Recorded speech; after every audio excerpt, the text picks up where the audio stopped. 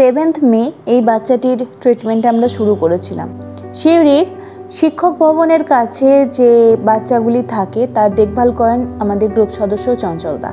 তার মধ্যে এই বাচ্চাটির অ্যাক্সিডেন্ট হয় এবং পাটা খুব বাজেভাবে ক্ষতিগ্রস্ত হয়, পুরো থ্যাঁতালে যায়, হাড় বেরিয়ে যায়, রক্তক্ষরণ যা হয়েছিল সে তো আর বলার নাই। সেদিন থেকেই চিকিৎসা শুরু হয়। আমরা চেষ্টা করি সাধারণত সম্পূর্ণ ট্রিটমেন্ট হওয়ার পর ওর কতটা রিকভারি হচ্ছে সেটা আপনাদের কাছে তুলে ধরা। 7th মে অর্থাৎ প্রায় 1 মাস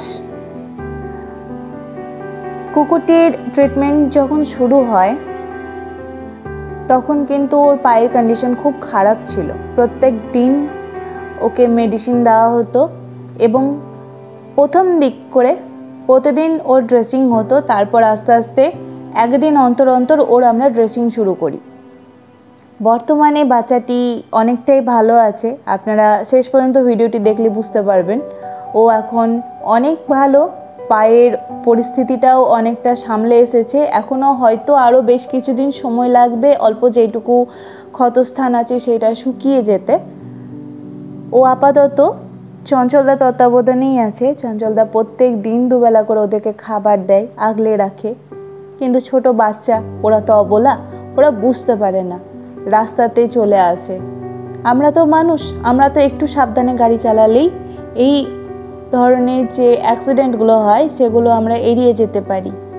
অ্যাক্সিডেন্টের ক্ষেত্রে শুধু যে অবলারা ক্ষতিগ্রস্ত হয় তা তো নয়, সাধারণ মানুষেরও অনেক ক্ষতি হতে পারে। তাই একটাই অনুরোধ করব, সাবধানে গাড়ি চালাবেন। আপনাদের যেমন পরিবার আছে ওদেরও পরিবার আছে, আপনার যেমন কষ্ট হয় ওদেরও কষ্ট হয়।